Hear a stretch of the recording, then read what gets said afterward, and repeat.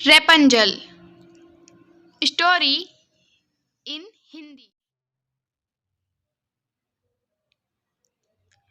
बहुत समय की बात है, एक गांव में जॉन नामक व्यक्ति अपनी पत्नी नेल के साथ रहता था।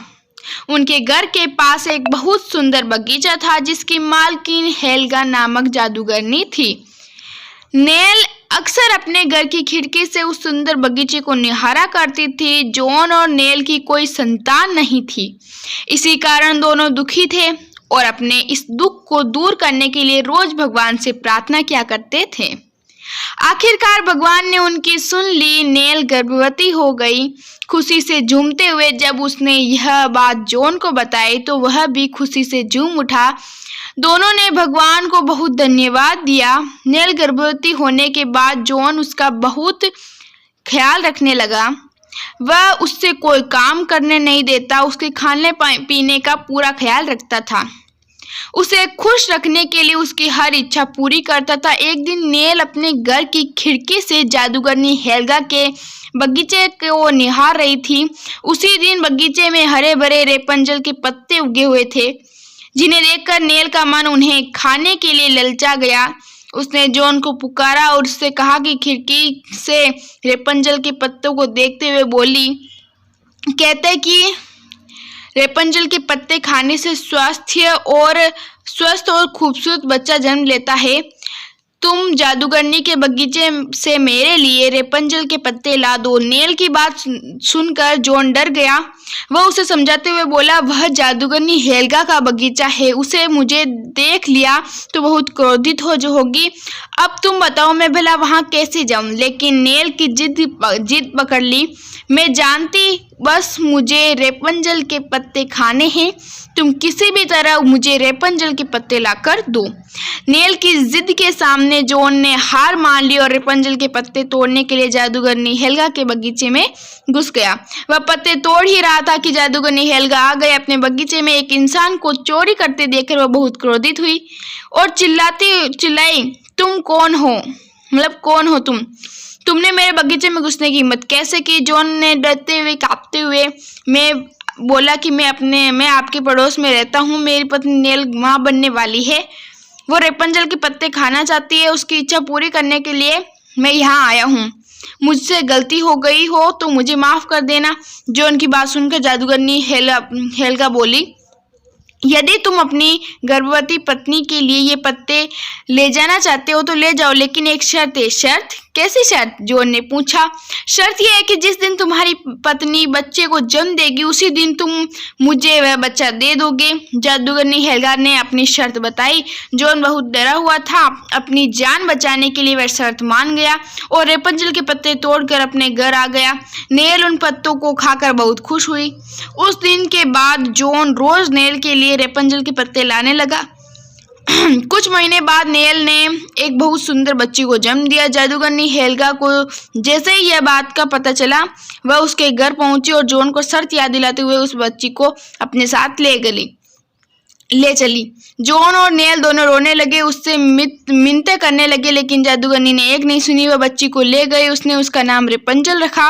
रेपंजल जादूगरनी के घर पर ही पलने लगी। वह जैसे जैसे बड़ी होने लगी उसकी सुंदरता बढ़ती जा रही थी। जब वह 12 वर्ष की हुई तो जादूगरनी हेल्गा उसे जंगल में ले गई। वहां एक ऊंची मीनार में उसे कैद कर दिया।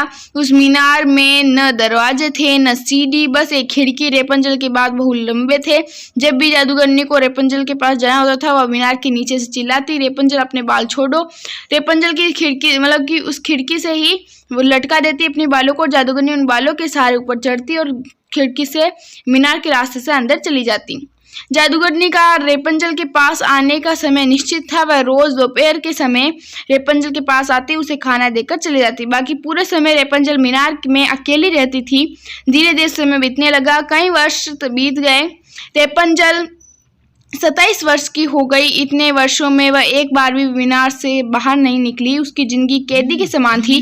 रेपंजल को बाहर जानना चाहती थी, दुनिया को देखना चाहती थी, लोगों को से मिलना चाहती थी, दोस्त बनाना चाहती थी, लेकिन जादूगरनी के डर से वह घुट घुट कर जी रही थी।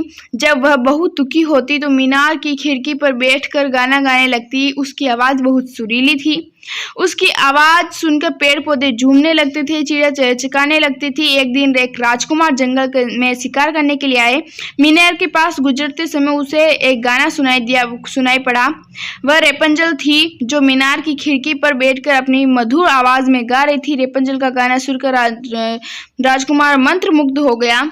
वह एक पेड़ के पीछे खड़ा होकर गाना सुनने लगा, लेकिन कुछ ही देर बाद आवाज़ बंद हो गई। एक कर्कश आवाज उसे सुनाई दी गई, रेपंजल रेपंजल अपने बाल छोड़ो। राजकुमार ने देखा एक बूढ़ी बदसूरत औरत मीनार से चिल्ला रही है। चिल्लाते ही सुनहरे बाल नीचे आए, उसे पकड़कर चढ़ने लगी। थोड़ी देर बाद में बूढ़ी बालों के सहारे नीचे उतर आई चली गई। वह बूढ़ी औरत और कोई नहीं, जादूगरनी हेल्गा थी जो रेपंजल को खाना देने आई थी। राजकुमार सुरीली आवाज में लड़की से मिलना चाहता था, इसीलिए वह भी मीनार के नीचे जाकर चिल्लाने लगा, रेपंजल रेपंजल अपने बाल छोड़ो। और देखते ही देखते सुनहरे बालों से नीचे आए और राजकुमार उन्हें पकड़कर मीनार के ऊपर चढ़ गया। खिड़की से अंदर जाकर जब उसने सुनहरे बालों वाली लड़की रेपंजल को देखा तो देखता ही रह गया। पहली नजर में रेपंजल से प्यार हो गया। उसने रेपंजल को अपना परिचय दिया और उससे ढेर सारी बातें की। उसने रेपंजल का गाना भी सुना। इतने सालों में मीनार में अकेली रह रही रेपंजल को राजकुमार से मिलकर उससे बातें करके बहुत अच्छा लगा। राजकुमार ने कहा कि वह उससे रोज मिलने आया करेगा। उस दिन के बाद रोज रेपंजल से मिलने आने लगा। धीरे धीरे रेपंजल को भी राजकुमार से प्यार हो गया। एक दिन राजकुमार ने रेपंजल के सामने विवाह का प्रस्ताव रखा और वह मान गई। राजकुमार रेपंजल को मीनार की कैद से बाहर निकालना चाहता था।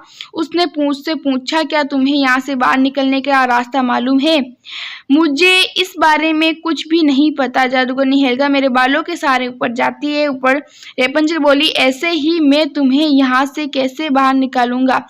राजकुमार सोचने लगा। तब रेपंजल बोली कि तुम अब रोज थोड़ा थोड़ा रेशम का धागा लेकर आना, उससे मैं यहाँ नीचे उतरूंगी, एक सीढ़ी बुन लूंगी। उस दिन के बाद राजकुमार जब भी रेपंजल से मिलने आता, साथ में रेशम का धागा भी लेकर आता। राजकुमार के जाने के बाद रेपंजल रेशम के धागों से सीढ़ियां बुनने में जुट जाती। जिस दिन सीढ़ियां बनकर तैयार हुई, रेपंजल बहुत खुश हुई थी। वह दिन उसकी आज़ादी का दिन था।